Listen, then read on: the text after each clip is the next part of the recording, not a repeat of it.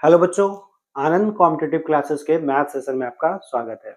बच्चों, हम लोग ये जो सेशन देख रहे हैं महासंग्राम बैच, तो इसमें हम लोग डेली मैथ का 20 क्वेश्चन देखते हैं और वो भी डिफरेंट डिफरेंट अलग अलग चैप्टर से। तो इससे क्या होता है फायदा कि इसी बहाने हम लोग का मैथ का प्रत्येक चैप्टर का रिवीजन हो जाता है और हम लोग इसमें जो क्वेश्चन का स्टैंडर्ड लेकर आते हैं वो बहुत ही अच्छा होता है, जो कि आपके एसएससी एग्जामिनेशन के लिए, एसएससी जीडी के एग्जामिनेशन के लिए, सीएचएसएल के एग्जामिनेशन के लिए, सीजीएल के एग्जामिनेशन के लिए और साथ में बीएसएससी में भी आपको काफी ज्यादा फायदा देगा। और मैं इसमें कुछ ऐसे प्रश्नों को भी लेकर आता हूं जो कि बीपीएससी का मैथ टीचर का जो एग्जाम हुआ था क्लास 9-10 लेवल का, तो उसमें भी ये काफी ज्यादा फायदेमंद होगा। तो जो बच्चे नॉर्मली जनरल कॉम्पिटिशन की तैयारी करते हैं उनके लिए ये काफी इंपॉर्टेंट सेशन होने वाला है। तो आप लोग अगर रेगुलर वे में आप 3 महीने लगातार अगर इस पर प्रैक्टिस करोगे ना इस क्वेश्चन का, तो निश्चित तौर पर क्या होगा कि आपका मैथ आप देखना कि आप 25 में एग्जामिनेशन में अगर आपका बेसिक पढ़ा हुआ है, बेसिक की जानकारी है, बस रेगुलर रिवीजन करते रहोगे 3 महीने तक लगातार, तो आप देखना 25 में ऑलवेज अगर जहां 25 का होता है वहां कम से कम 22-23 प्रश्न तो निश्चित तौर पर बन जाएगा। जहां 30 नंबर का होता है वहां कम से कम 27-28 प्रश्न बन जाएगा। और जो 20 क्वेश्चन का एग्जामिनेशन होता है वहां भी आपका कम से कम 18 क्वेश्चन तो इजिली बन जाएगा। लेकिन जो बच्चे थोड़ा सा सिंसियर होकर पढ़ोगे तो आप 100% अटेम्प्ट और सही बना पाओगे। ठीक है, तो चलिए हम लोग आज भी एक नए सेशन की शुरुआत करते हैं और ये आपका सेशन नंबर 4 है। तो देखिए आपका सेशन नंबर 4 है। तो पहला क्वेश्चन इसका क्या कह रहा है? पहला क्वेश्चन जो कह रहा है बहुत इजी, बहुत सिंपल, और ये आपका एज रिलेशन का क्वेश्चन है। ठीक है, क्या कह रहा है? तो 4 वर्ष पूर्व ए बी सी डी की औसत आयु दिया हुआ कितना? 16 वर्ष। देखो कुछ कभी कभी ये एज रिलेशन में पूछता है और कभी कभी एवरेज में भी पूछता है। ठीक है, तो कब का दिया हुआ है आप यहाँ ध्यान से देख सकते हो कि ये जो है एवरेज कब का है, तो आपका 4 वर्ष पूर्व। तो हम लोग ऐसे सोचेंगे कि अगर मान के चलो कि 4 वर्ष पूर्व कितने व्यक्ति हैं, तो ए बी सी डी 4 व्यक्ति, एवरेज दिया हुआ है, तो हम लोग इनका योग निकाल सकते थे। तो बोल सकते हैं बिल्कुल कितना, 4 इंटू कितना, 16। तो आप बोल सकते हो कितना, 64। तो अगर सोचो कि किसी व्यक्ति का, जैसे आज अगर मेरा उम्र जो है 20 साल है, तो 4 वर्ष बाद कितना होगा, 24 हो जाएगा। उसी प्रकार हम बोले कि आज से 4 साल पहले अगर हम 20 साल के थे तो अभी कितना हो जाएगा, तो 4 साल पहले 20, तो अभी क्या होगा, 4 साल जुड़ जाएगा। तो वही चीज हमको दिमाग में रखना है कि 4 साल पहले दिया हुआ था कितना, तो इसको लिखने उखने की जरूरत नहीं है, सीधे आप बोलोगे कि 4 वर्ष पहले तो कितना था, 4 इंटू कितना, 16 यानी 64। तो हम बोल सकते हैं कि इसका मतलब वर्तमान में, ठीक है, वर्तमान में सभी सभी के उम्र में 4-4 वर्ष की वृद्धि होगी। तो एक की उम्र में अगर 4 साल, तो 4 की उम्र में कितना, तो आपका टोटल जो वृद्धि होगा 4 गुने 4 कितना, 16, यानी चारों का वर्तमान वर्तमान में योग कितना हो जाएगा, तो निश्चित तौर पर आपका 80 हो जाएगा। आगे क्या कह रहा है? कह रहा है कि जबकि 3 वर्ष पूर्व किसका किसका, बी का, सी का और डी का औसत आयु दिया हुआ है। तो 3 वर्ष पहले कितना थे, 3 व्यक्ति थे और तीनों का एवरेज अगर 17 दिया हुआ है, मतलब योग कितना, 51। तो वर्तमान में इन तीनों का, ठीक है, इसमें कौन कौन थे, B plus C plus D, और इसमें थे A plus B plus C plus D. ये लिखने की जरूरत नहीं है, समझने का चीज है। तो वर्तमान में इन तीनों का योग कितना होगा, तो सब के उम्र में 3-3 साल जुटेगा, 3 व्यक्ति हैं यानी टोटल 9 साल, यानी आप बोलोगे 51 प्लस कितना, 9, यानी कितना, 60।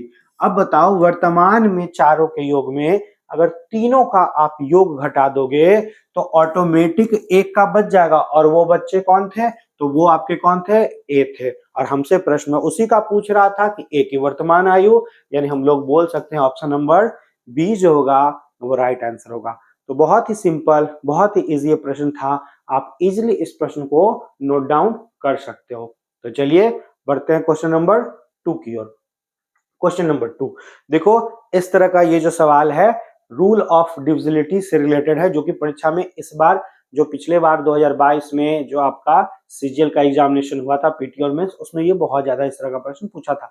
क्या कह रहा है, यदि 6 अंकों की एक संख्या, और संख्या क्या है भाई, 5x, ठीक है, ये x है, 2, और आपका इसको आगे लिखते हैं पहला 3 अंक और फिर बाद का 3 अंक y 6z। ऐसा इसलिए लिखे क्यों, क्योंकि हमको देखो यहाँ किससे कटने का रहा है, तो आपका कह रहा है कि 7 और 11 13, तो जो संख्या 7 11 और 13 तीनों से कटे वो निश्चित तौर पर किससे कटेगी, 1001 से। और 1001 से कटने का नियम क्या होता है कि अगर इसको हम 3 के भाग में तोड़ते हैं तो ये दोनों जो होता है सेम वैल्यू होता है, ये दोनों जो होता है वो सेम होता है और ये दोनों सेम वैल्यू होता है। इसका मतलब कि यहां पर अगर ऐसे लिखे तो यहां देखो कि ये दोनों अगर सेम होता तो इसका मतलब z का वैल्यू कितना होना चाहिए था, प्रश्न में 2 होना चाहिए था। और ये दोनों अगर सेम होता तो हम लोग बोल सकते थे x का वैल्यू कितना, तो 6 होना चाहिए था। और अगर ये दोनों सेम होता तो हम लोग बोल सकते थे कि y का वैल्यू कितना 5।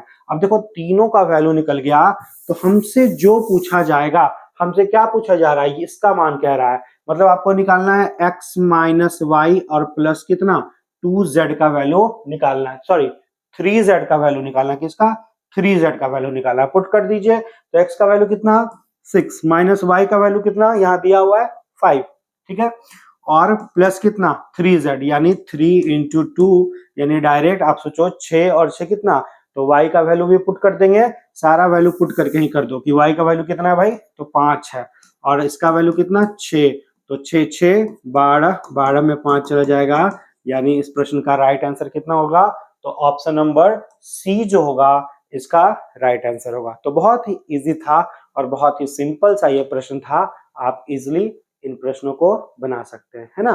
तो चलिए हम लोग बढ़ते हैं आगे क्वेश्चन नंबर 3 की ओर। 3 नंबर क्या कह रहा है, देखो उसी तरह का कुछ प्रश्न है, कह रहा है एक नंबर है 9823, और ये प्रश्न लाने का रीजन ये है क्योंकि पिछले बार से जब हम लोग एनटीपीसी का एग्जामिनेशन दिए थे, एसएससी का एग्जामिनेशन दिए थे, तो रूल ऑफ डिविजिबिलिटी से बहुत ज्यादा प्रश्न, विभाज्यता के नियम पर आधारित बहुत प्रश्न पूछा जाता था। तो आपका दिया हुआ है कि ये संख्या है 2 और फिर है क्या है x और 4 5 6 7 कितना y, ये किससे भी आ जाए 75 से। अब देखो 75 से कौन सी संख्या कटती है, तो निश्चित तौर पर जब हम 75 को 75 को तोड़ेंगे तो बोलेंगे कि जो संख्या 3 और 25, जो संख्या 3 और 25 दोनों से कटेगा वो 75 से कटेगा। और 25 से कटने का क्या रूल है, 25 से कटने का ये रूल है कि जिस संख्या के लास्ट में या तो 00 हो या तो 25 हो या तो 50 हो या तो 75 हो, वो निश्चित तौर से किससे कटेगा, 25 से कटेगा। तो इसका मतलब इसका अंतिम 2 डिजिट देखो ये क्या है 7, तो अगर कोई संख्या 7 है दहाई का अंक 10th प्लेस पे, तो इसका मतलब 25 से कटने के लिए ये आवश्यक शर्त है कि इसका मतलब उसका इकाई अंक कितना होना चाहिए 5 होना चाहिए। मतलब ये तो फिक्स हो गया कि y का वैल्यू एकदम फिक्स है, कितना ही होगा, तो अकॉर्डिंग टू इस क्वेश्चन के अनुसार कितना हो जाएगा 5 हो जाएगा, ठीक है। y का वैल्यू जब निकल गया तो अब देखो 3 से कटने का नियम क्या कहता, अंकों का योग 3 से कटना चाहिए। तो अब जरा अंकों को जोड़ो तो कि ये 5 हो गया तो 7 5 12 12, और फिर कितना 18 18 और 5 23 23 और 4 कितना, तो 27, इसको छोड़ देते हैं अभी, ठीक है, 29 32 34 और फिर कितना, तो आपका 42 और 42 और 9 कितना हो जाएगा 51। तो आपके दिमाग में फिर वही बातें चल रहा है कि 51 है और प्लस कितना है x, ये किससे कटना है 3 से। तो आप सोचो कि 3 से कटने के लिए या तो ऊपर का अंक कितना 51 होता तब भी 3 से कट जाता, या इसके बाद कितना, तो अगर 51 होता तो 51 लाने के लिए x का वैल्यू कितना बोलते 0, ठीक है, या 51 के बाद 54 हो जाएगा, तो 54 होने में x का वैल्यू कितना 3। मतलब हम लोग बोल सकते हैं कि इसका मतलब x का जो है वो पॉसिबल मान, आप सोचो कि पॉसिबल वैल्यू क्या क्या हो सकता है, तो पॉसिबल वैल्यू 0 भी हो सकता था, क्यों, क्योंकि 0 लाने के लिए अगर यहाँ 0 होता तो 51 कट जाता, 0 के बाद कितना 3 भी हो सकता था, पॉसिबल वैल्यू हो सकता था। तो बोलोगे कि बिल्कुल सर हो सकता था, क्योंकि 54 भी 3 से, 54 भी 3 से कटता, तो ये भी पॉसिबल था। और 54 के बाद फिर कितना, तो फिर आप बोल सकते हो कि आपका 57 पुराने के लिए 57 पुराने के लिए x का वैल्यू कितना होता, तो 6 भी पॉसिबल था, और फिर उसके बाद 60 पुराने के लिए आपका कितना 9 भी पॉसिबल था। तो एक स्थान पर इतने सारे अंक पॉसिबल थे, लेकिन इसमें होगा कौन, वो डिपेंड करेगा अकॉर्डिंग टू क्वेश्चन। तो अब हम लोग कह रहे हैं क्वेश्चन में क्या कह रहा है कि हम लोग दोनों का वैल्यू निकालिए, एक तो फिक्स हो गया कि 5 ही होना है और एक पॉसिबल वैल्यू में कोई भी हो सकता है। तो अब हम लोग को जाना है और इसका मान निकालना, किसका 6x माइनस कितना 5y का। अब जरा सोचो y का वैल्यू तो कितना हो गया 5, यानी यहां पर कितना 25। अब 25 को घटाना है किसी संख्या से, इसका मतलब 6x का वैल्यू 25 से बड़ा होना चाहिए था। क्यों? क्योंकि ऑप्शन में एक भी वैल्यू निगेटिव में नहीं है, तो इसका मतलब आपका 6x का वैल्यू 25 से बड़ा होना चाहिए था। तो सोचो कि 0 रखने पर कभी 25 से बड़ा होगा तो नहीं, 3 रखने पर कभी 25 से बड़ा होगा, 6 या 18 ही होता तो नहीं। अगर आप 6 रखोगे तब भले ही ये कितना होगा 36 होगा, तो 36 में 25 जाता, तो चूंकि 11 ऑप्शन में नहीं है, ऑप्शन में रहता तो ये आंसर मेरा सही होता कितना, तो आपका आंसर 11 सही होता। लेकिन चूंकि ऑप्शन में नहीं है, तब हम लोग अंतिम वैल्यू क्या रखेंगे 9 रखेंगे, और जैसे ही अंतिम वैल्यू हम लोग कितना 9 रखेंगे, तो 6 इंटू कितना 9 हो जाएगा कितना 54, और 54 में जब इसको घटाइएगा तो आपका आंसर क्या होगा 29, और जो कि ऑप्शन नंबर कितना डी जो है बिल्कुल सही होगा। तो इस तरह से हम लोग अपने ब्रेन का यूज करके ऐसे प्रश्नों को बहुत आसानी से बना सकते हैं। तो बहुत ही प्यारा सा ये प्रश्न था, तो आपको बिल्कुल ये अच्छे से समझ में आया होगा रूल ऑफ डिविजिबिलिटी के कारण, ठीक है। और जिनको ये दिक्कत है तो हम लोग का नंबर सिस्टम का वीडियो देखिए, ठीक है, वीडियो नंबर 13 नंबर वीडियो में रूल ऑफ डिविजिबिलिटी का लगभग 50 से ज्यादा प्रश्न वहां पर मैंने बताया हुआ था, आप वहां भी वीडियो में प्लेलिस्ट में जाके देख सकते हो। चलिए तो हम लोग बढ़ते हैं आगे क्वेश्चन नंबर 4 की ओर। क्या कह रहा है क्वेश्चन नंबर 4? कह रहा है कि 8 परिणामों का औसत कितना है 25 है। देखो दिया हुआ है क्वेश्चन में कि 8 संख्याओं का औसत अगर 25 है, मतलब टोटल योग सम कितना हो जाएगा 200। आगे क्या दिया हुआ है पहले दो संख्या का, तो इस 8 में ध्यान रखना, इस 8 में पहले दो संख्याओं का एवरेज कितना है 20, यानी योग कितना हो जाएगा 40। तथा इसी 8 में कह रहा अगली तीन संख्याओं का, अगली कितने संख्या का तीन संख्याओं का एवरेज कितना है, तो 26 कितना है 26 है, यानी सम कितना हो जाएगा 78। अब देखो बाकी जो है मान, बाकी कौन कौन बचा, तीन दो कितना 5 संख्या तो हो गया, तो बचा क्या क्या, तो एक छठा, एक सातवां, एक आठवां। बाकी तीनों का कंपैरिजन है कि छठा परिणाम जो है 7 में से कितना है 4 कम। अब देखो ये जो है इससे अगर 4 कम है, तो अगर इसको x मानेंगे तो बोलेंगे कि दूसरा जो है उससे 4 ही ज्यादा होगा। मेरे पास आपसे 10 रुपया कम, इसका मतलब आपके पास हमसे 10 रुपया ज्यादा, तो ऐसे भी कंपैरिजन कर सकते हैं। तो कह रहा है कि छठा परिणाम जो है 7वें से 4, और क्या कह रहा है 8वें से कितना 6 कम है, मतलब ये जो है इससे कितना कम है 6 कम था। तो हम लोग बोल सकते हैं कि अगर ये x है तो ये कितना होगा x प्लस कितना 6 होगा। अब देखो किसी तरह से छठा संख्या, सातवां संख्या और आठवां संख्या का योग निकल जाए, तो इन तीनों का योग टोटल योग के बराबर कर सकते हैं। तो जी हाँ, कैसे निकलेगा योग, तो हम लोग आठों संख्या के, देखो आठों संख्या के योग में से हम लोग अगर इन दोनों का योग हटा लें, तो हम लोग बोल सकते थे कि 6 नंबर वाला प्लस 7th नंबर वाला प्लस 8 नंबर वाला का योग कितना होता, तो आप क्या करते 200 में से इन दोनों का योग हटाते, तो यहां पर कितना 118, यानी आपका कितना होता, तो 200 में 120 हटा लो 80, और 80 और 2 कितना, तो आपका 82 हो जाएगा, है ना। अब आप क्या कर सकते हो, इसका मतलब बोल सकते हो कि इन तीनों का सम किसके बराबर 82 के बराबर। तो यहां ऐड करो तो क्या बोलोगे 3x प्लस 10 का वैल्यू अगर 82 है, तो 3x का वैल्यू 72 होगा। इसका मतलब x का वैल्यू कितना 24, और अगर x का वैल्यू 24 होगा तो कोई भी संख्या हम निकाल सकते हैं। क्यों? क्योंकि हमसे पूछ रहा है आखिरी परिणाम, और आखिरी परिणाम क्या था 8वीं संख्या x प्लस 6। तो बताओ अगर x का वैल्यू 24, तो x प्लस 6 का वैल्यू कितना, तो ऑप्शन नंबर यहाँ पर ध्यान रखना ये बी होगा, और ये क्या होगा सी होगा, और सी नंबर आंसर जो होगा 30 इसका क्या होगा राइट आंसर होगा। तो बहुत ही इजी, ये आपका कंपैरिजन का सवाल था, तो हम लोग इजिली इसको बना सकते हैं। और मैं देखो इतना लिख कर बनाता हूं, लेकिन आप नहीं लिखोगे। क्यों? आप जब लिखोगे तो सीधे ये वैल्यू लिखोगे, उसके बाद इन दोनों को जोड़ के लिख लोगे कितना 118 डायरेक्ट यहां। तो इधर आपको बस एक ये लिखना है, एक ये लिखना है, और एक आपका ये स्टेप लिखना है, ठीक है। बाकी बस इधर कंपैरिजन कर सकते हो। तो मुझे चूंकि समझाना होता है इसलिए मैं डिटेल में लिखता हूं, लेकिन आप कभी भी इतना डिटेल में लिखकर नहीं बनाओगे। तो बढ़ते हैं नेक्स्ट क्वेश्चन की ओर।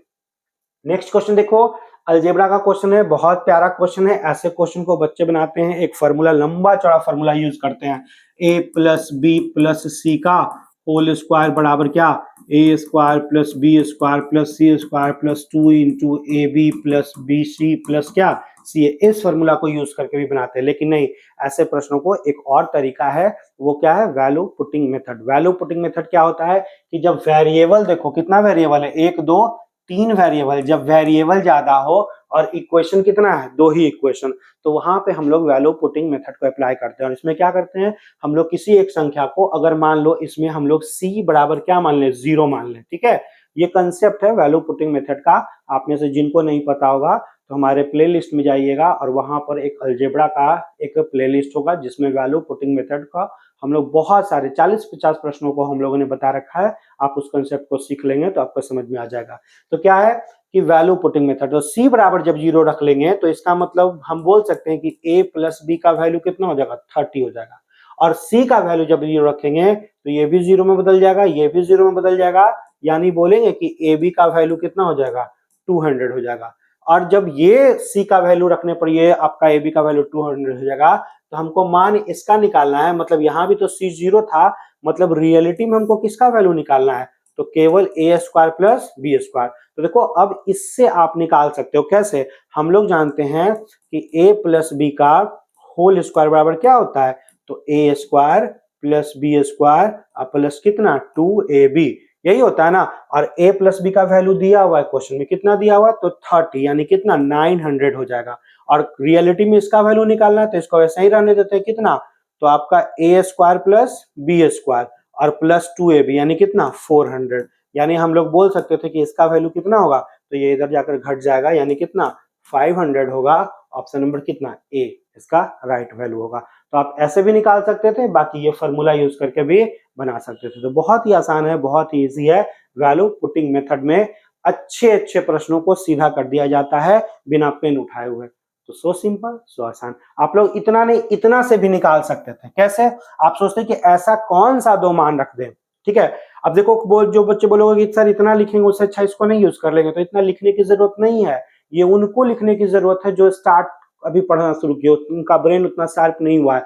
बाकी तेज बच्चे तो यहीं से बोल देते सर, अगर a प्लस बी का वैल्यू अगर सपोज कीजिए 30 है और a इंटू बी का वैल्यू 200 है, तो निश्चित तौर पर a का वैल्यू कितना 20 होता और b का वैल्यू कितना 10 होता। तो दोनों इक्वेशन फुलफिल कर रहा है, और अगर दोनों इक्वेशन फुलफिल कर रहा है तो यहां भी हम लोग बोल सकते थे कि इसका मतलब ये कितना 400 और ये कितना 100, यानी मेरा आंसर कितना 500। तो पेन भी नहीं उठाना पड़ता वैल्यू पुटिंग मेथड में, ठीक है। तो एक ही प्रश्नों को हम एक ऐसे बना सकते थे, एक लॉन्ग प्रोसेस से बना सकते थे, एक फार्मूला से बना सकते थे। तो प्रश्नों को अगर डिफरेंट डिफरेंट तरीके से आप सीखोगे बनाना, तो इसका मतलब आप प्रश्न को खेलना सीख गए, और जिस दिन आप प्रश्नों को खेलना सीख जाओगे उस दिन आपकी सफलता कोई नहीं आपका रोक पाएगा सफल होने से, ठीक है। तो यही चीज है मैथ में, आपको यही चीज करना है कि प्रश्न को हम एंजॉय करते हुए डिफरेंट डिफरेंट तरीके से हमको बनाने के लिए सीखना चाहिए, ठीक है। तो चलिए आप इसको नोट डाउन कर सकते हो। हम लोग बढ़ते हैं क्वेश्चन नंबर 6 की ओर। 6 नंबर देखो क्या कह रहा है, कह रहा है 6 अंकों की वह बड़ी से बड़ी संख्या कौन होगी जो इतना इतना इतना से भाग देने पर इतना इतना इतना से फल बचे। तो यहाँ पर देखो जितने अलग अलग प्रकार की संख्या है उतना अलग अलग जो है रिमाइंडर है। तो इसमें सबसे पहले हम लोग कॉमन डिफरेंस निकालेंगे, और वो कैसे निकलता है, तो इस संख्या में इसको घटा देंगे, यानी 12 में कितना 8 चला जाएगा, तो मेरा कितना बचेगा 4। कहने का मतलब अगर 4 बच रहा है तो इसको हम लोग ट्रिक से कैसे बताते हैं, तो हम लोग बोलते कि अगर यहाँ पर 4 और होता, 4 और होता तो इससे इससे इससे सबसे कट जाता, कितना और होता 4 और होता, कितना होता 4 प्लस होता, ठीक है। तो अब जरा आप रूल ऑफ डिविजिबिलिटी में पकड़ो, इसमें सबसे आसान देखो क्या है 20। 20 से कटने का क्या नियम, लास्ट में 0 होना चाहिए। तो आप जरा 56 में 4 जोड़ते तो 0 होता, मतलब ये तो पॉसिबल था, लेकिन क्या ये कभी पॉसिबल होता, 56 में 4 जो सॉरी यहाँ कितना है 64, 64 में 4 जोड़ोगे तो 68 आएगा, और जिसके लास्ट में 68 आएगा वो कभी भी 20 से नहीं कटेगा। उसी प्रकार ये भी आपका नहीं कटेगा, क्योंकि जिसके लास्ट में 64 आएगा वो 20 से नहीं कटेगा। उसी प्रकार ये भी आपका नहीं कटेगा, क्योंकि जिसके लास्ट में कितना 86 आएगा वो नहीं कटेगा। तो एक इकलौता ऑप्शन कौन सा बचा, ए। तो देखो आप प्रश्नों के साथ अब खेलना शुरू कर रहे हो, ठीक है। आप इस प्रश्न को बनाने के लिए आपको पेन भी नहीं उठाना पड़ रहा है। और जो बच्चे लॉन्ग प्रोसेस से बनाते हैं कि पहले एलसीएम निकालते हैं, ठीक है, तो आप सोचो कि इसका एलसीएम निकालना ही कितना कठिन होता, बहुत बड़ी सारी संख्या है तो बहुत कठिन होता। उसके बाद क्या करते हैं, आप कॉमन डिफरेंस निकालते हैं कि अच्छा भाई CD कितना था तो CD आया कितना 4, और फिर संख्या निकालने के लिए आप क्या करते, तो इस LCM से इस CD को घटाते तब आपका आंसर आता। तो इसमें आपको पेन उठाना पड़ता, और ऐसे प्रश्नों में आपको पेन भी नहीं उठाना पड़ेगा, आप सीधे बिना पेन उठाए हुए आंसर बता सकते थे। कौन सा, ऑप्शन नंबर ए आपका सही होता।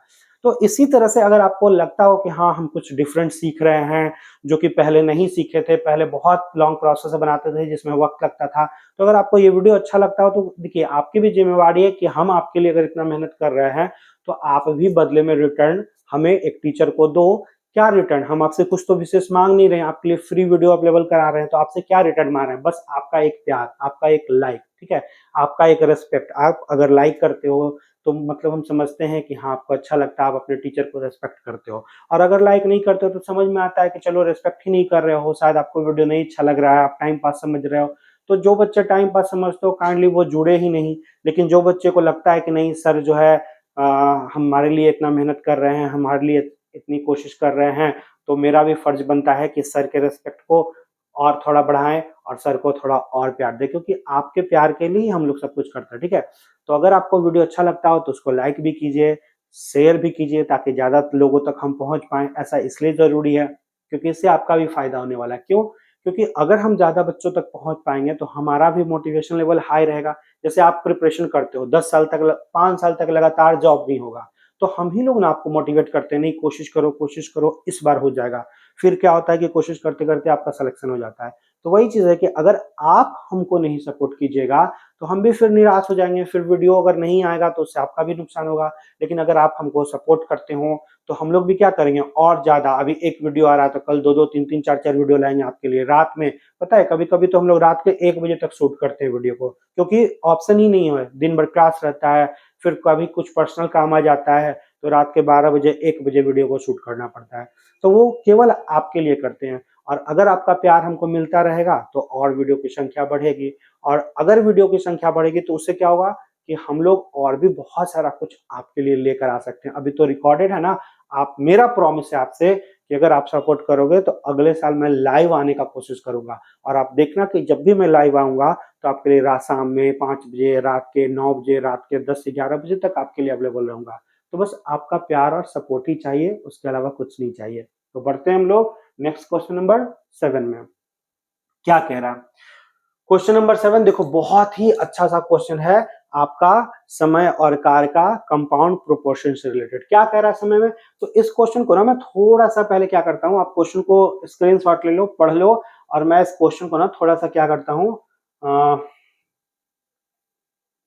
थोड़ा सा छोटा करने का प्रयास करता हूं, क्योंकि ये बहुत जगह ले रहा है, ठीक ना, आप ध्यान रखना ये बहुत जगह ले रहा है, इसलिए मैं इस प्रश्न को थोड़ा सा छोटा करने का कोशिश करता हूं। मुझे उम्मीद है कि आपको ये दिख भी रहा होगा, ठीक ना, ये क्वेश्चन दिख रहा होगा। चलो, क्वेश्चन क्या कह रहा है आप पहले इसको पढ़ लो, उसके बाद मैं इसको करने का कोशिश करता हूँ। क्या क्वेश्चन दिख रहा है, तो बिल्कुल दिख रहा है। देखो क्वेश्चन क्या कर रहा है, 5 पुरुष किसी कार्य को कितने दिन में करते हैं, तो दिया हुआ, तो ऐसे प्रश्नों को मिश्र समानुपात यानी कंपाउंड प्रोपोर्शन बनाने का नियम ये है कि पहला काम है रेशियो निकालना। रेशियो क्या कर रहा है, कह रहा है कि 5 पुरुष है, ध्यान दीजिएगा कितने, 5 जो हैं वो पुरुष हैं, और किसी काम को कितने दिन में करते हैं, 20 दिन में, तो गुना कर देंगे, ठीक है। आगे क्या कह रहा है, 10 महिला, यहाँ पर कितने हैं, 10 महिलाएं हैं, तो 10 जो है वो वोमेन है, किसी काम को कितने दिन में करते हैं, 15 दिन में करते हैं। और फिर क्या कर रहा है कि उसी कार्य को 15 दिन में करते हैं, ठीक है। अब यहां से जो है सबसे पहला काम है रेशियो निकलेगा, किसका किसका, पुरुष और महिला का, ठीक है। काटेंगे, जो पॉसिबल है वो कट जाएगा, ये कट गया, और फिर 5 से कितना बार में, ये मेरा 3 टाइम्स में, तो ये P ऊपर रहेगा, W कहाँ आएगा, नीचे आएगा, तो कितना, 3:2। अब देखो आपको सबसे पहले डिसाइड करना है कि कार्य क्या है। तो देखो यहाँ कार्य क्या है, कह रहा है कि ये जो है, अब जो है 2 पुरुष और 6 महिलाएं इसे मिलकर शुरू करते हैं, ठीक है। कौन कौन शुरू करते हैं, तो 2 पुरुष, ठीक है। अब आपको समझना है कि अगर एक पुरुष आएगा तो कम से कम 3 मिठाई खाएगा, आप ऐसा ही समझो, मैं आपको मिठाई खिला खिला के पढ़ा दूंगा, ठीक है। और इतना मिठाई खिलाऊंगा कि आपको फिर ये तो बहुत इजी लग जाएगा। ठीक है, तो क्या कह रहा है कि आपका जो है एक पुरुष आएंगे तो आपको ऐसे समझना है कि 3 मिठाई खाएंगे और एक महिला आएंगी तो कितनी, 2 मिठाई खाएंगे। तो अभी आप देखो, थोड़ा सा ध्यान दो, अभी आप देखो कि कितने आ रहे हैं, तो आ रहे हैं 2 पुरुष। तो एक पुरुष अगर 3 आते हैं तो 2 पुरुष कितना आएंगे, तो 2 पुरुष आ रहे हैं, देखो ये समझो, 2 पुरुष आ रहे हैं और कौन आ रहे हैं, 6 महिलाएं आ रहे हैं। ठीक है, कौन आ रहे हैं, 6 महिला। तो डायरेक्ट मैं इनका सम लिखने का कोशिश करूंगा कि अगर एक पुरुष अगर 3 मिठाई खाते हैं तो 2 पुरुष कितना, 6 हो जाएगा, और एक महिला अगर 2 मिठाई खाती हैं तो 6 महिला, यहाँ डब्ल्यू ही लिखना, कोई दिक्कत नहीं है। तो एक डब्ल्यू अगर जो है वो 2 मिठाई खाती है तो 6 डब्ल्यू कितना, 6 दूनी 12 मिठाई। यानी टोटल जो है, आप ऐसे समझो, सबसे पहले डिसाइड करो कि कार्य क्या है। तो आप बोल सकते हो कि यहाँ पर कार्य क्या था, तो टोटल 18 मिठाई की जरूरत थी। टोटल आप समझो कि कार्य का यूनिट क्या, 18। और वो क्या करते हैं, 5 दिन बाद, ठीक है, 5 दिन बाद जो है 3 महिलाओं ने काम छोड़ दिया। मतलब आप समझो कि यहां पर आप पर डिपेंड करता था कि वो दोनों का कितना दिन करवाते हैं, 5 दिन। ठीक है, लेकिन यहाँ पर क्या हो रहा है कि 5 दिन बाद चूंकि काम छूट जाता है। तो ऐसे प्रश्नों में हम लोग करते क्या है, सबसे इजी क्या है कि आपके पास, अब देखो ये कॉन्सेप्ट है कि आप या तो इससे करवा सकते थे या तो इससे करवा सकते थे। ठीक है, तो हम लोग क्या करते हैं, स्टार्टिंग में ऑलवेज किसी एक से करवाते हैं। तो मैं जो है इससे करवा लूं, और अगर ये वोमेन अगर काम करने के लिए आती थी तो हम लोग बोल सकते थे कि 10 वोमेन आती है, 10 ही वोमेन आती हैं। तो 10 वोमेन अगर आएंगे तो 10 दूनी कितना, 20 मिठाई की जरूरत पड़ेगी। और ये टोटल कितनी मिठाई की जरूरत पड़ेगी, तो टोटल 15 दिन। यानी सबसे पहले हम लोग डिसाइड करेंगे कि कार्य क्या था, टोटल वर्क क्या था। तो टोटल वर्क था कितना, 10 महिलाओं का, और महिला आएंगे तो कितना मिठाई खाएंगे, 2। यानी आप बोल सकते थे कि महिला आती तो 2-2 मिठाई खाती और टोटल कितना दिन, 15 दिन खाती। यानी 10 दूनी 20 और 20 गुने कितना, 15, यानी कितना, टोटल 300 मिठाई के क्या होता, टोटल के लिए 300 मिठाई की जरूरत होता।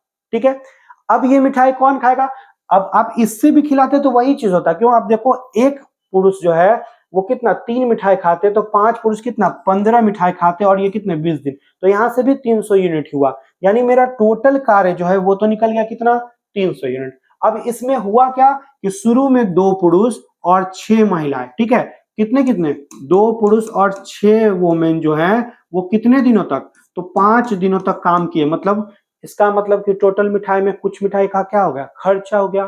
तो खर्चा क्या हुआ भाई, तो एक पुरुष 3 मिठाई, मतलब कितना, 6 मिठाई और प्लस 12 मिठाई, कितने दिन तक, 5 दिन तक। तो खर्चा जो है, अब मैं यहाँ बस समझाने के लिए लिख रहा हूं क्योंकि यहाँ पे रेशियो दिया हो, आप डायरेक्ट यही लिखो कि इसमें जो है खर्च क्या हुआ, तो खर्च हो गया कितना, तो आपका 2 गुने कितना, 3। क्यों 2, क्योंकि यहाँ देखो दिया हुआ कितने, 2 पुरुष। ठीक है, तो 2 गुने 3 और कितना, 6 महिलाएं। तो आप इसको क्या करोगे, प्लस कितना, 6 गुने कितना, 2, कितने दिनों तक, 5 दिनों तक। तो इसको डायरेक्ट भी कर सकते थे, जो बच्चे तेज थे तो डायरेक्ट लिखते 6 और 12 कितना, तो हम लोग बोलते 18 गुने 5, यानी टोटल 90 मिठाई खर्च हो गए। तो शेष कितने मिठाई अभी भी बचे हुए हैं, तो शेष जो है 210 मिठाई बचे हुए हैं। अब आपको देखना है कि ये जो शेष मिठाई वो कौन खाता है। तो प्रश्न को पढ़िए, तो कह रहा है कि अब 5 दिन बाद जो है 3 महिलाओं ने काम को क्या किया, छोड़ दिया। और ये काम कर कितने रहे थे, तो आपके दिमाग में था ये चीज कि ये काम कर रहे थे, ये कौन कौन, 2 पुरुष और कौन कौन, 6 महिला। तो इसमें 3 छोड़ दिए, तो बच्चे अभी भी कितने, तो अभी भी मेरे दिमाग में बचा हुआ कि कितना बचे हुए हैं, तो 3 वोमेन। ठीक है, महिला और वोमेन एक ही चीज है, आप जैसे आप समझ लो। तो अब कह रहा है कि 3 महिलाओं ने काम छोड़ दिया और एक नया पुरुष काम करने के लिए शामिल हो गया। तो 2 में एक नया शामिल हो गया, यानी ये भी कितने हो गए, 3 पुरुष। अब बताओ ये फिर से आएंगे तो कितना मिठाई खाएंगे, तो एक पुरुष 3 खाता है, यानी 3 दिया कितना, 9। और ये जो है आपका कितना, 2 मिठाई खाते हैं, यानी 9 और कितना, 3 दूनी 6। यानी इस कार्य को, किस कार्य को, तो आपको समझ में आ रहा है अब प्रश्न से क्या समझ में आ रहा है कि इस 210 मिठाई को टोटल जब ई दोनों आते हैं तो एक बार में कितना मिठाई खाएंगे, 15 मिठाई खाएंगे। तो कह रहा है कि ये सब जब आते हैं, शामिल हुआ, तो यह समूह कार्य को अंत तक जारी रखता है। तो शेष कार्य क्या था, 210 मिठाई खाना।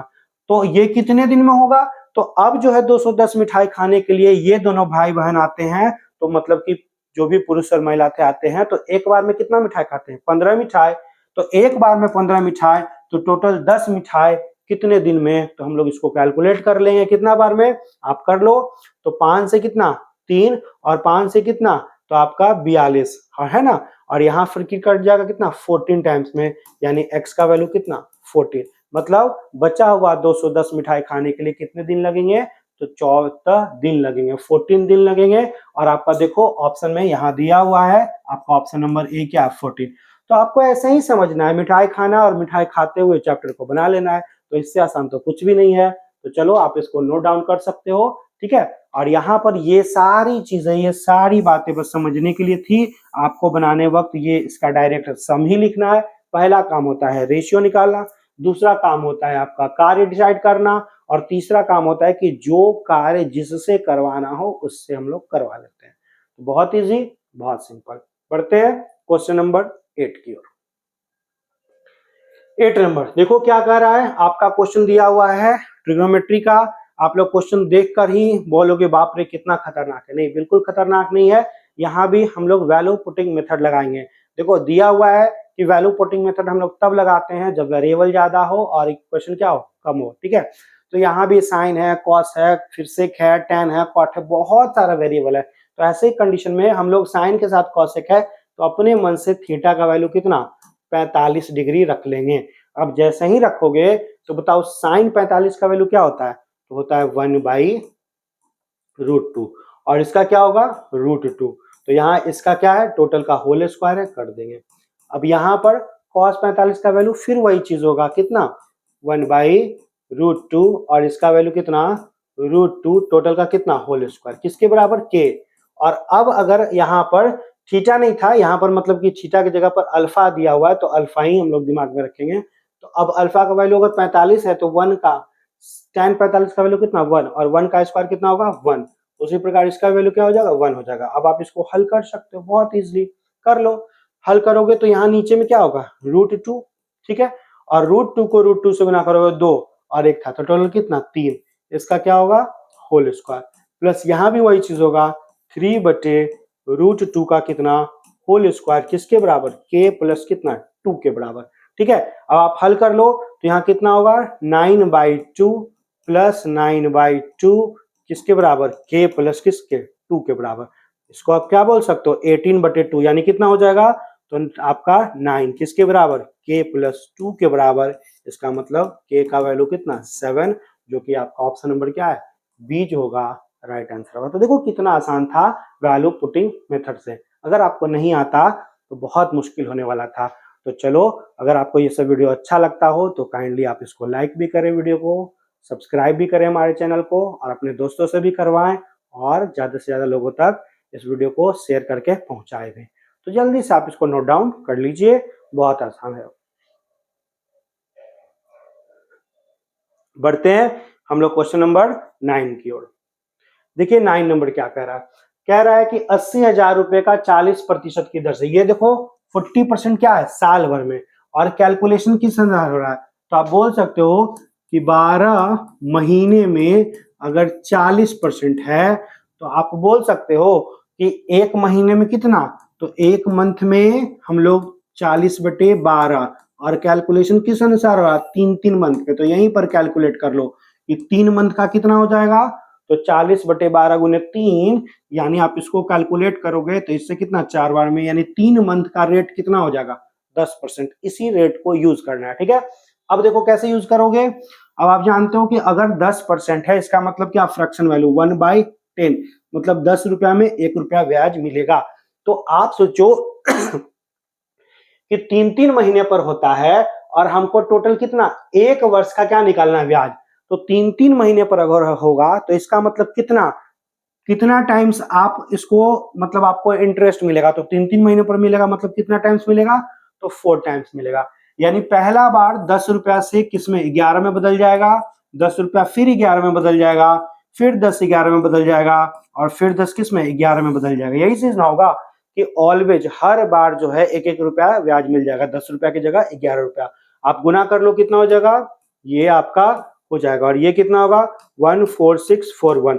तो ये जो होता है ना ये इंडिकेट करता है किसको मूलधन को, ये इंडिकेट करता है किसको, और इन दोनों का जो डिफरेंस होता है आप देखो यहाँ डिफरेंस कितना होगा 4641, तो इन दोनों का जो डिफरेंस होता है ये इंडिकेट करता है किसको, CI को। अब तीनों में जो भी वैल्यू दिया हुआ रहेगा, अगर मूलधन दिया हुआ रहेगा तो देखिएगा इसका कितना गुना है, ठीक है। अगर मिश्रधन दिया हुआ रहेगा तो देखिएगा कि वो मिश्रधन इसका कितना गुना है, और अगर ब्याज दिया हुआ रहेगा तो ये किसका गुना है।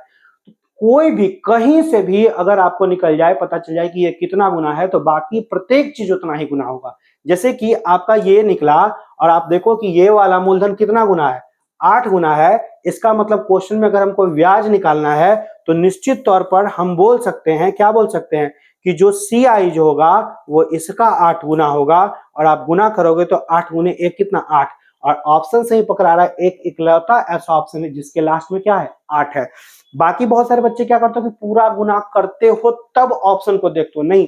आपको जब भी CI का प्रश्न होना, आप ऑलवेज लास्ट अंक से ही पकड़ने का कोशिश करो, तो 1 से 2 अंक में ही आपका वैल्यू पकड़ा जाएगा। तो बहुत आसान होता है। हम लोग इसको ऐसे भी बना सकते थे, गोल्डन रेशियो मेथड से भी बना सकते हैं, और पुराने प्रोसेस से आपका A बराबर P इंटू 1 प्लस R/100 तीन मेथड से बना सकते थे। तो आप ऐसे इसको बना सकते थे, और मुझे ये वाला बहुत अच्छा लगता है। बस ध्यान रखना है कि ये मेथड कब यूज करना है, जब मान आपका दशमलव में नहीं हो। गोल्डन रेशियो कब यूज करना है, तो जब आपका मान दशमलव में हो। तो आप बहुत आसानी से बना सकते हो। तो काइंडली नोट डाउन कर ले। हम लोग बढ़ते हैं क्वेश्चन नंबर 10 की ओर। 10 नंबर देखो क्या आ रहा है कि एक समबाहु त्रिभुज है, ठीक है। मान लो आपका एक ट्रायंगल है, यहां दिया हुआ है, ठीक है। क्या ट्रायंगल है भाई, तो हम लोग देख लेते हैं। ये है, ठीक है। आपका दिया हुआ है यहाँ पर क्वेश्चन में कि एक ट्रायंगल है इस तरीके से, ठीक है। और कह रहा है कि इसके अंदर कोई एक बिंदु है, सपोज करो यहाँ एक बिंदु है, ठीक है। यहाँ एक बिंदु है यहाँ पर, और कह रहा है कि इस बिंदु से भुजाओं पर डाले गए लंब, मतलब यहां से सपोज करो कि ऐसे करके यहाँ पर ऐसे परपेंडिकुलर डाला गया होगा, है ना। यहाँ से पॉसिबिलिटी है कि इस बिंदु से आपका ऐसे यहाँ पर लंब डाला गया होगा, और यहाँ से ऐसे जो है यहाँ पर लंब डाला गया होगा, परपेंडिकुलर डाला गया होगा, हो ना।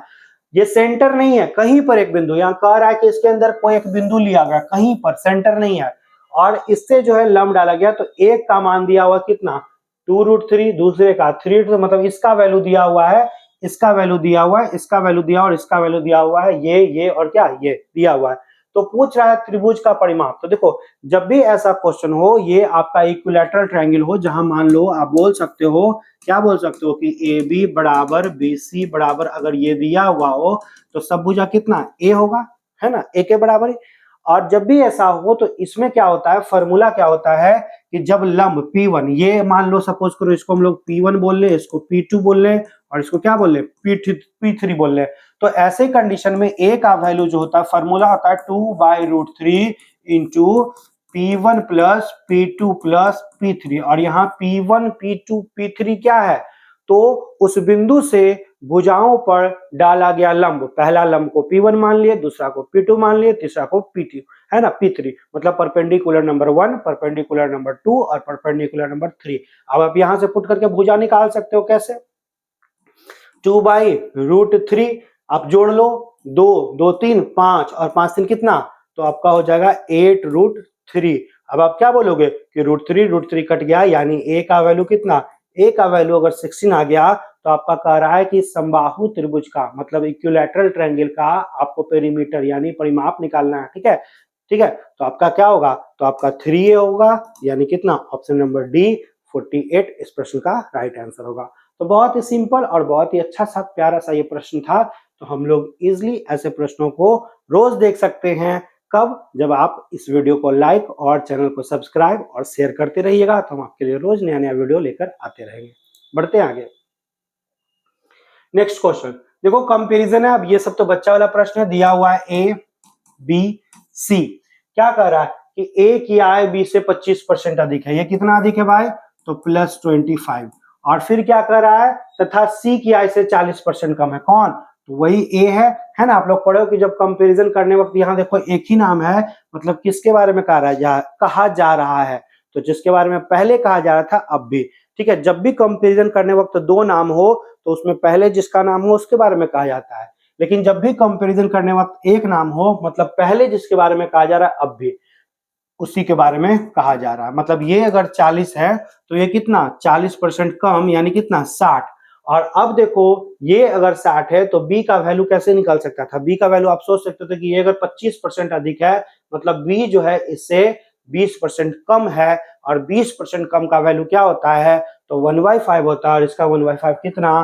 तो 12 हो जाएगा, यानी इसका वैल्यू कितना? 48%। ये भी परसेंटेज में, ये भी परसेंटेज में, ये भी परसेंटेज में। अब देखो किसी एक का वैल्यू दिया हुआ है, कह रहा है कि जब बी को मिलता है कितना?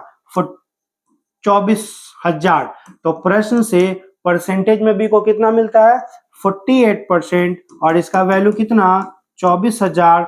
तो हम लोग 1% का वैल्यू भी निकाल सकते थे। तो पूछ किसका रहा है? ए की आई। तो आप सोचो कि ए की आई कितना है? तो ए की आई आपका कितना है? 60% है। तो हम लोग यहाँ से 1% का वैल्यू बोल सकते थे कि 24,000 बटे कितना? 48, और हमको 60% का वैल्यू निकालना है। तो अब इजिली कैलकुलेट कर लेंगे। 12 से कितनी बार में? 4 बार में। 12 से कितनी बार में? 5 बार में। और 4 से कितने बार में? 6,000। तो 6,000 गुने 5 कितना आंसर हो जाएगा मेरा? तो ऑप्शन नंबर बी यानी कि 30,000 जो है इस प्रश्न का राइट आंसर हो जाएगा। तो बहुत ही आसान सा बच्चा वाला ये तो प्रश्न था। आप इन प्रश्नों को बहुत इजिली बना सकते हो। बढ़ते आगे। Next question. नेक्स्ट क्वेश्चन क्या कह रहा है? केले के मूल्य में इतना वृद्धि होने पर 1 रुपए में 5 किलो कम मिलता है। तो हमसे कह रहा है वह आदमी 1 रुपए में पहले कितने केले खरीद पाता? देखो आरंभिक मूल्य पूछ रहा है, और आरंभिक मूल्य बराबर क्या होता है? आप पढ़े हो कि वृद्धि, तो वृद्धि कितने का है? तो आपका 16.2/3। 16.2/3 लिखने का मन है तो वो लिखो, नहीं तो इसका फ्रैक्शन वैल्यू लिखो कितना? 1/6। तो होता क्या फॉर्मूला? वृद्धि या कमी। ठीक है, तो क्या हो रहा है? वृद्धि हो रहा है। ठीक है, और इंटू क्या होता है? मूल्य। मूल्य कितना? 1 बटे कितना? मात्रा। ठीक है, और अब देखो वैल्यू ये वृद्धि हो रहा है तो नीचे में आप क्या लिखते हो? 100 प्लस, वृद्धि में प्लस लिखते हो कितना? 16.2/3 का मतलब क्या? तो आपका 50/3 ऐसे ही लिखते हो ना। तो आप इसको दो तरीके से बना सकते थे, समझो। या तो आप इस परसेंटेज को यूज करते तो ऊपर में लिखते कितना? 50/3 इंटू मूल, और बटे मात्रा कितना? तो 5, और इंटू अब होगा 100 प्लस इतना, और 100 को जब इसमें जोड़ोगे साइड में जोड़ लो तो आपका कितना? 50/3 होगा, यानी कितना? 350/3। तो यहाँ पर क्या होगा? 350/3। तो आपका ये कट जाएगा, और ये किससे बार में? 7 बार में कटेगा, यानी 1 बटे अगर 35 आ गया, मतलब 1 रुपया का कितना? 35 वस्तु वो बेचेगा। ठीक है, ठीक है। लेकिन यहाँ पर आप जब फ्रैक्शन वैल्यू में करते तो इसका वैल्यू हमने 1/6 लिखा। तो अब जब फ्रैक्शन वैल्यू ये लिखा, मतलब 6 में एक वस्तु आपका क्या होता है? बढ़ जाता है। तो डायरेक्ट उस कंडीशन में आप यहाँ पर क्या लिख सकते थे? आप डायरेक्ट लिख सकते थे फ्रैक्शन वैल्यू में। कैसे? कि आपका 1/6 हो गया, मूल्य कितना? 1 हो गया, और यहाँ 15 नहीं है बाबू मेरे, कितना है? यहाँ पर कितना है? 5 वस्तु है, तो 5 लिख लेंगे। और अब जो है चूंकि 1 बढ़ रहा है, यानी 6 की जगह पर कितना हो रहा है? तो आपका कितना हो रहा है? 7 हो रहा है। लेकिन क्या केवल 7 हो रहा नहीं, 6 भी तो लिखोगे, लिखोगे ना कि 6 से बढ़कर अब जुटना है, तो 6 से बढ़कर कितना? 7 हो रहा है। तो ये आपका सॉरी वो वैल्यू आपका ये 7 हो जाएगा, और 6 कहां चल जाएगा? ऊपर चल जाएगा, है ना। तो जैसे कि 6 से बढ़कर कितना हो रहा है? 7। तो ये 7 कहां नीचे आएगा, और 6 कहां चल जाएगा? जैसे यहाँ पर हमने लिखा है ना इतना बटे 3, तो 3 रियलिटी में कहा जाता? ऊपर जाता था। फ्रैक्शन वैल्यू में हम कैलकुलेट कर सकते थे कि ये कट जाता, यानी यहाँ से भी आता कितना? 1 बटे आप बोल सकते थे 35, मतलब ऊपर में मूल्य लिखा जाता है, नीचे में मात्रा लिखा जाता है। तो फ्रैक्शन वैल्यू में भी कर सकते थे, परसेंटेज वैल्यू में भी कर सकते थे, ये आप पर डिपेंड करेगा। और बहुत आसान सा प्रश्न है, हम लोग इजिली इन प्रश्नों को बना सकते थे। ठीक है, ये आपका परसेंटेज का टाइप नंबर 8 है। ठीक है, तो बढ़ते हैं आगे हम लोग नेक्स्ट क्वेश्चन में। नेक्स्ट क्वेश्चन क्या कर रहा है? देखो ये क्वेश्चन अलजेब्रा का क्वेश्चन है, बहुत ही अच्छा क्वेश्चन है। और ऐसा क्वेश्चन इस बार तो मतलब 2023 के पीटी में जब हम लोग सीजीएल दिए थे तो उसमें बहुत सारा ये ऐसा प्रश्न पूछा गया था। क्या कह रहा है क्वेश्चन में? कह रहा है कि x का वैल्यू इतना दिया हुआ है और y का वैल्यू। तो देखो ये चीज बहुत ही इंपॉर्टेंट है। जब कभी भी y का वैल्यू x का उल्टा हो, रेसिप्रोकल हो, तो ऐसे कंडीशन में हम लोग बोल सकते हैं कि जब इन दोनों को गुना करेंगे, यानी ये x जब इसमें गुना आएगा तो किसका? इसका वैल्यू ऑलवेज क्या होगा? 1 हो जाएगा। ये आपको समझना होगा। अब देखो x का वैल्यू ये दिया हुआ, और y कह रहा है कि इसका जस्ट उल्टा है। मतलब समझ सकते हैं कि y का वैल्यू निकालेंगे तो ये वैल्यू कहां चल जाएगा? तो ये वैल्यू ऊपर चल जाएगा, और ये वैल्यू कहां आ जाएगा? प्लस वाला वैल्यू कहां आ जाएगा? नीचे आ जाएगा। तो जब भी ऐसा हो मतलब सेम वैल्यू हो, बस चिन्ह नीचे वाला ऊपर चल जाए, ऊपर वाला नीचे आ जाए, तो यहाँ पर आप पढ़े हो अलजेब्रा में कि तो ऐसे कंडीशन में x प्लस वाई का वैल्यू क्या होता है, तो इसमें हम इसको क्या मानते हैं, इसको हम लोग मान लेते हैं कितना, a मान लेते हैं, और इसको क्या मान लेते हैं, b मान लेते हैं, ठीक है। तो आपका क्या होता है फॉर्मूला, 2 इंटू अंडर रूट कितना, a स्क्वायर प्लस कितना b स्क्वायर, और बटे में क्या होगा a square minus b square, जिसमें a का वैल्यू √13, b का वैल्यू √11। तो आप पुट करो डायरेक्ट, तो आपका क्या होगा 2 इंटू √13 का स्क्वायर 13, और आपका √11 का स्क्वायर, तो आपका कितना हो जाएगा, ये इसको वैल्यू को मैं नीचे लिख देता हूँ, ठीक ना, थोड़ा सा स्पेस मिल जाएगा। तो 2 इंटू कितना हो जाएगा 13 प्लस कितना 11, और नीचे में 13 में आप 11 को घटाओगे तो कितना होगा, 2 बचेगा, 2 2 कट जाएगा, यानी आप बोल सकते थे कि इसका मतलब सर, इसका मतलब ये हुआ कि x प्लस वाई का वैल्यू कितना हो गया 24 हो गया, और इसका वैल्यू x इंटू वाई का वैल्यू 1 हो गया। अब आप इसको हल करो, इसको हल करना है तो इसको क्या हम लोग लिख सकते हैं 3x square plus 3y square, और इसको मैं साइड कर देता हूं, तो इसमें मैं कुछ कॉमन ले सकता हूं, 3 अगर हमने कॉमन ले लिया तो इतना वैल्यू बचा, है ना। अब आप इसको इजिली हल कर सकते थे, कैसे, देखो इसका वैल्यू अगर दिया हुआ इतना, तो हम लोग बोल सकते हैं कि a square plus b square का जो वैल्यू होगा k स्क्वायर माइनस 2 होगा, यानी इतना का स्क्वायर 576 में 2 चला जाएगा कितना 574। अब आप इस वैल्यू को पुट कर लो, 3 इंटू 574, और इसका वैल्यू कितना, तो 1 ही तो होना है, यानी माइनस कितना 5। अब आप हल कर लोगे, देखो पूरा गुना करो, या 3 गुने 4 कितना, तो आपका 12, 3 गुने 4 कितना, लास्ट में 2 आएगा, और 2 में 5 घटाओगे तो आपका क्या आएगा 7। तो आपका ये वैल्यू तो नहीं होगा, ये वैल्यू तो नहीं होगा, तो अब आप कैलकुलेट कर लो।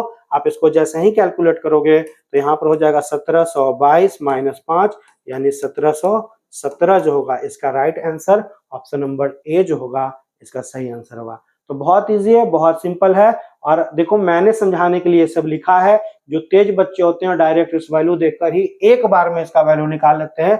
प्रैक्टिस करने के बाद मेरे क्लास में भी जब बच्चों को पढ़ाते हैं तो डायरेक्ट ये वैल्यू निकाल लेते हैं, और जब ये निकल जाता है तो ये डायरेक्ट लिख लेते हैं कि के स्क्वायर माइनस कितना 2। कब ऐसा होता है, तो जब आपका y का वैल्यू 1/a के बराबर हो, तो उस तरह से आप इस कैलकुलेट करके निकाल सकते हो। तो बहुत ही इजी प्यारा सा प्रश्न है, हम लोग आगे बढ़ सकते हैं क्वेश्चन नंबर 14 की तरफ।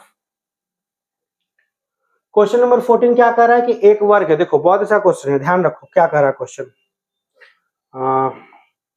क्वेश्चन कह रहा है कि एक स्क्वायर है, ठीक है, ठीक ध्यान रखना, और ठीक, चलिए अब आ जाइए।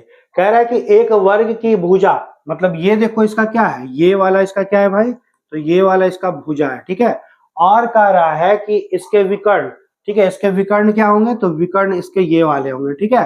तो कह रहा है कि भुजा को एक बार बेस मानना है और एक बार विकर्ण को बेस मानना है, और दोनों पर क्या बनाना है, समबाहु त्रिभुज बनाना है। मतलब एक आपको इक्विलैटरल ट्रायंगल बनाना है इस पे, ठीक है, आपको एक इक्विलैटरल ट्रायंगल बनाना है, यानी भुजा अगर ये ए होगा तो ये भी ए होगा, और ये भी क्या होगा ए होगा। और एक बार इस पर बनाना है, मान लो इस पर हम लोग बनाएंगे, सॉरी अगर इस पर हम लोग बनाएंगे तो कुछ ऐसे ही ना बनेगा, ऐसे ही करके कहीं पर जाकर मिलेगा। तो आप सोचो कि ये अगर √2a है तो ये भी क्या होगा √2a होगा, और ये भी क्या होगा तो √2a होगा। तो कह रहा है कि एक बार इस पर त्रिभुज बनाना है इक्विलैटरल ट्रायंगल, एक बार विकर्ण पर बनाना है इक्विलैटरल ट्रायंगल।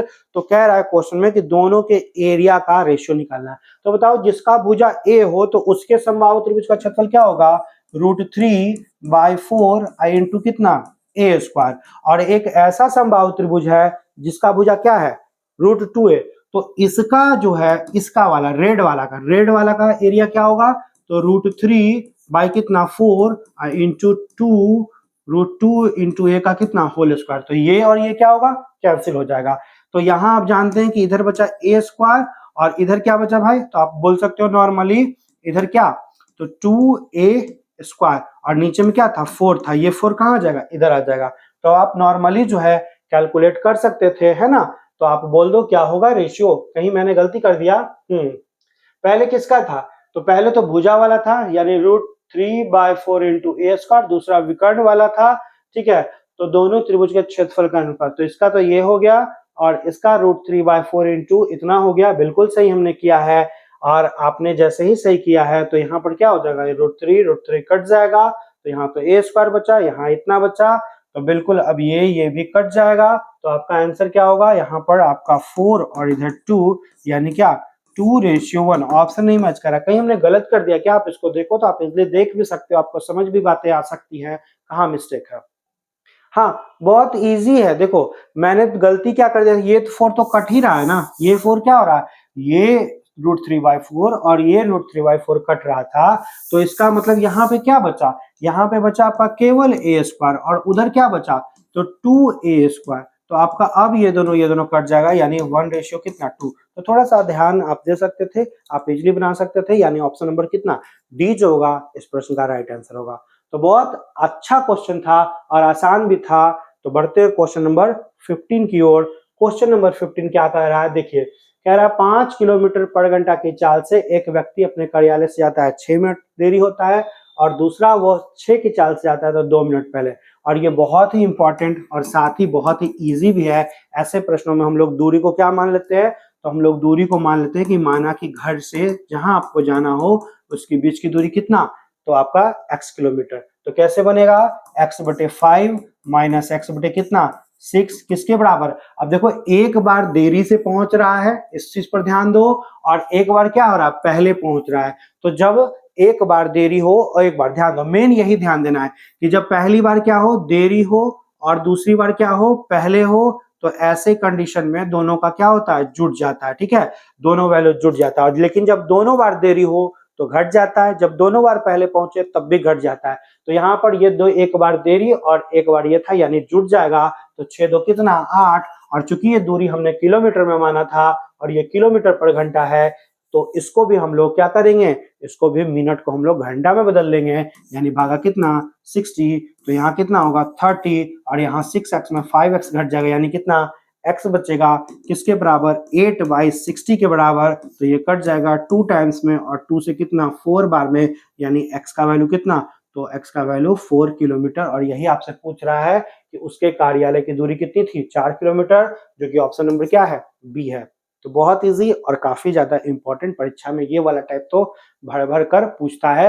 रेलवे वगैरह में तो कन्फर्म मान के चलो 10 बार आप एग्जाम दोगे तो 10 में आपका 6-7 बार तो जरूर पूछ लेता है। तो बहुत ही इंपॉर्टेंट सा टाइप है। बढ़ते आगे, क्वेश्चन नंबर 60, बहुत प्यारा सा सवाल है और ये अच्छा, बहुत अच्छे बच्चों से ये नहीं बनेगा जब इस चीज को नहीं सीखेंगे। देखो मैंने आपको सिखाया था कि जब आपका क्या दिया हुआ, कार्य क्षमता का रेशियो दिया हुआ है, कभी कभी दे दे तो मेरे लिए और आसान, और नहीं दे तो निकालना पड़ेगा, लेकिन यहाँ दे दिया था किसका किसका, तो पहले आदमी था, ठीक है, फिर क्या था आपका वुमेन था, और फिर क्या था बच्चे थे।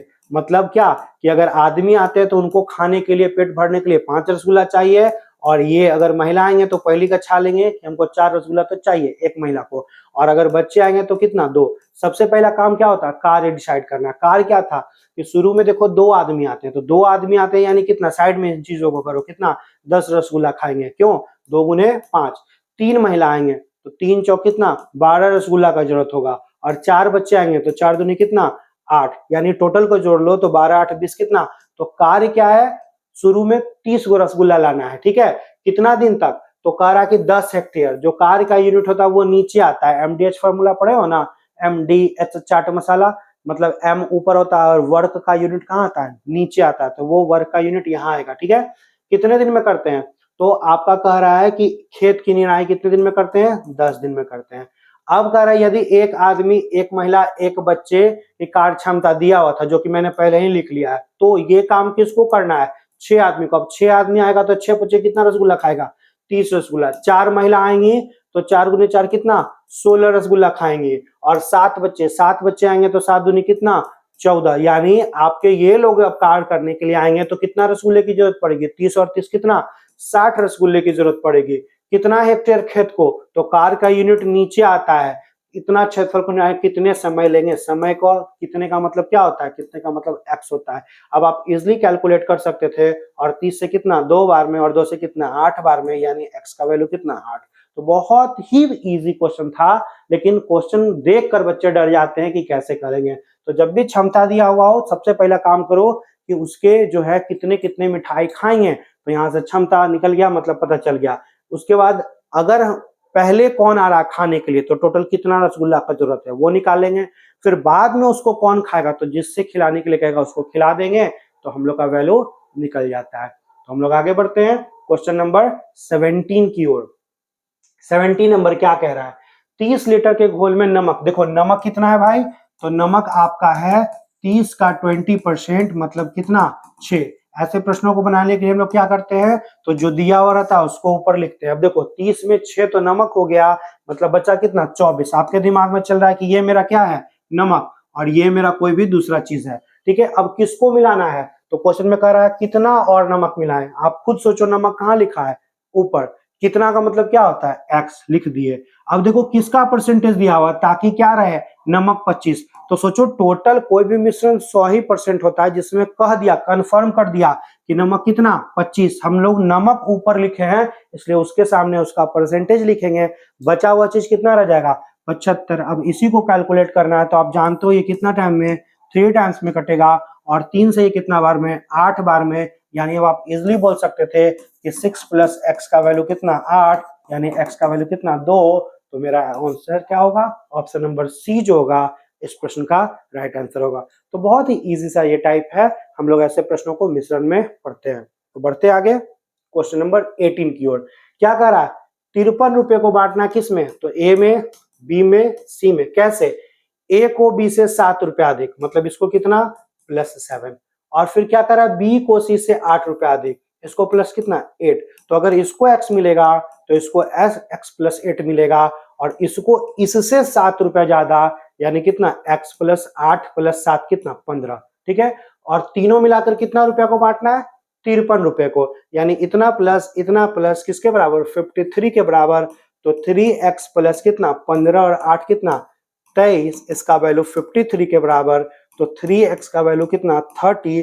तो आप बोल सकते हो कि x का वैल्यू कितना 10, और x का वैल्यू 10 हो गया, तो पूछ रहा उनके हिस्से का रेशियो। तो पहला को कितना था, आप कर लो, 10 और 15 कितना 25। देखो 25 से रिलेटेड एक ही मान है, लेकिन फिर भी डर लगता है कि कहीं कट जाएगा, तो पूरा निकाल लेते हैं। तो दूसरा को कितना x + 8 यानी कितना 18, और तीसरा को कितना x ही था। तो अब चूंकि ये तीनों का तीनों किसी से नहीं कटेगा, यानी निश्चित तौर पर यहाँ सुधार लेना, ये ऑप्शन नंबर बी है और ये ऑप्शन नंबर सी है। तो आपका आंसर कौन सा होगा, ऑप्शन नंबर सी वाला इस प्रश्न का राइट आंसर होगा। तो सिंपल है, इजी है, आसान है ना। आगे बढ़ते हो क्वेश्चन नंबर 19 की ओर। देखो क्या कह रहा है, कुछ अंडे, देखो सीपी क्या दिया हुआ है, तो ऊपर में मूल्य लिखते हैं और नीचे में मात्रा लिखते हैं, ठीक है। और उन्हें कह रहा है कि 12 रुपए में 5 की दर से बेच दिया। तो एसपी क्या कह रहा है, तो एसपी कह रहा है 12 बटे कितना 5, ऊपर में मूल्य नीचे में क्या लिखता है मात्रा। तो अब आपको समझ में आ रहा है कि ऐसा इस भाव से खरीदते और बेचते हैं तो लाभ हो रहा है कि हानि, कैसे डिसाइड करोगे, बहुत आसान है। क्रॉस मल्टीप्लाई करके देखो, जिस तरफ का मान ज्यादा आएगा मतलब वो बड़ा है। तो आपका कितना 5 × 5, मतलब आप ऐसे समझ सकते हो कि अगर खरीद 25 रहे हैं तो बेच कितना 36 रहे हैं। तो आपको समझ में आ रहा है कि 25 में खरीदते हैं 36 में बेचते हैं, मतलब लाभ हुआ कि हानि, तो बिल्कुल लाभ। मतलब अगर लाभ होता है, ये बस समझाने के लिए मैंने लिखा, ठीक है। आपको समझ में आ गया कि सीपी इतना था और एसपी इतना था, और आपको पता चल गया कि क्या हो रहा है, लाभ अगर हो रहा है तो लाभ कितना हो रहा है। तो हम लोग प्रॉफिट कैसे निकालेंगे, 12/5 में 5/3 को घटाएंगे तो कितना 15, कितना 3 टाइम्स में, तो यहाँ कितना हो जाएगा 36 में 25 घट जाएगा, यानी कितना 11/15। तो आप ऐसे समझो कि एक वस्तु पर अगर 11/15 का लाभ मिलता हो तो टोटल रुपया में लाभ क्या है, कह रहा है कि क्वेश्चन में यदि उसे इतना रुपए प्राप्त करते हो, यानी टोटल उसका लाभ कितना है 143 रुपया। तो आप ऐसे बताओ कि अगर एक वस्तु पर 5 रुपया का लाभ होता है और टोटल 200 वस्तु है, तो संख्या कैसे निकलेगा, तो निश्चित तौर पर टोटल प्रॉफिट को एक वस्तु के प्रॉफिट से भाग दोगे, तो यहाँ 200 बटे कितना 5, यही होगा ना। तो हमको इसी फॉर्मूला को याद रखना है, पूछ रहा है क्या, संख्या पूछ रहा है, यानी टोटल कितना था 143, और 15 कहाँ चल जाएगा, तो 15 ऊपर चल जाएगा, ये कट जाएगा कितना आपका 13 टाइम्स में, यानी कितना टोटल वस्तुओं की संख्या 195, जो कि ऑप्शन नंबर, फिर यहाँ ध्यान देना, यहाँ ऑप्शन नंबर क्या होगा, बी जो होगा इस प्रश्न का राइट आंसर होगा। तो बहुत ईजी है, बहुत सिंपल है। हम ऐसे प्रश्नों को आसानी से बना सकते हैं। बस समझना क्या था कि सीपी बड़ा कि एसपी बड़ा, वो हम लोग क्रॉस मल्टीप्लाई से समझ जाएंगे। और फिर उसके बाद क्या निकालेंगे कि एक वस्तु पर प्रॉफिट भाग में कितना, फ्रैक्शन में 11 बाई इतना, रुपया में कितना, इतना। तो संख्या कैसे निकलेगा, टोटल प्रॉफिट को क्या करेंगे, एक वस्तु के प्रॉफिट से भाग कर देंगे तो मेरा टोटल लाभ निकल जाएगा। तो ये आपका क्वेश्चन नंबर 19 था। आगे हम लोग बढ़ते हैं क्वेश्चन नंबर, अंतिम प्रश्न 20 नंबर पे। क्या कह रहा है, एक व्यापारी अपनी वस्तु का अंकित मूल्य पर कितना छूट देता है, 15% छूट। किस में मिलता है, अंकित मूल्य मतलब मार्क प्राइस पे, है ना। और क्या कह रहा है, कह रहा है कि उसे जो है वस्तु पर कितना, कह रहा है कि उस वस्तु पर कितना प्रतिशत मूल्य बढ़ाकर अंकित करे ताकि उसे क्या हो, 19% का लाभ हो। हम लोग ऐसे प्रश्न में क्या करते हैं, सीपी को अगर 100 मान लेते हैं और 19% का लाभ कमाना है, मतलब एसपी कितना हो जाएगा, 119। और अब हम लोग जानते हैं कि छूट पर किस पर मिलता है, अंकित मूल्य पर, मार्क प्राइस पर। तो हम लोग मान ले या दिमाग में बिठा ले कि अंकित मूल्य कितना, x रुपया, और छूट मिलता है निश्चित तौर पर अंकित मूल्य पर। तो अगर 15% का छूट मिले तो छूट मिलने के बाद जो बचता है ना, तो बचा क्या, 85/100। तो ये क्या होगा, मेरा विक्रय मूल्य। जैसे कि 200 रुपया का शर्ट है और 40 रुपया का छूट मिला, तो उसने कितना में बेचा, 200 का शर्ट था, 40 छूट मिलेगा, मतलब बेचेगा कितना, 160 में। तो छूट मिलने के बाद जो बचता है उसको क्या बोलते हैं, विक्रय मूल्य। किसके बराबर होगा, तो इसके के बराबर। अब कैलकुलेट कर लीजिए, आप इजिली कैलकुलेट कर सकते हैं। 17 से 5 बार में, 17 से 7 बार में, और 5 से कितना, 20 बार में, यानी x का वैल्यू कितना, 140। x हमने क्या माना, अंकित मूल्य को। तो इसका मतलब अगर खरीद रहे हो इतना में और अंकित मूल्य अगर इतना था, तो पूछ रहा है कितना बढ़ाया गया, यानी हम लोग बोल सकते हैं कितना, 40% बढ़ाकर रखा गया, जो कि ऑप्शन नंबर मेरा क्या होगा, बी जो होगा इस प्रश्न का राइट आंसर होगा। तो सोचो कितना इजी है, कितना सिंपल है, हम लोग इजिली ही बना सकते हैं, बहुत आसान तरीके से बना सकते हैं। तो अगर आपको ये मेरा सेशन अच्छा लगता हो तो काइंडली वीडियो को लाइक भी करें और ज़्यादा से ज़्यादा दोस्तों के पास शेयर भी करें। ओके, तो जिंदगी में इसी तरह से पढ़ते रहिए और खूब आगे बढ़ते रहिए, क्योंकि कहा गया है कि जिनके इरादे मेहनत की स्याही से लिखे जाते हैं, उनके किस्मत के पन्ने कभी खाली नहीं होते। चलिए, तो बस लास्ट ये है, अगर आपको अच्छा लगता हो लाइक भी कीजिए, कमेंट्स भी कीजिए, शेयर भी कीजिए और चैनल को सब्सक्राइब भी करवाइए। Thank you.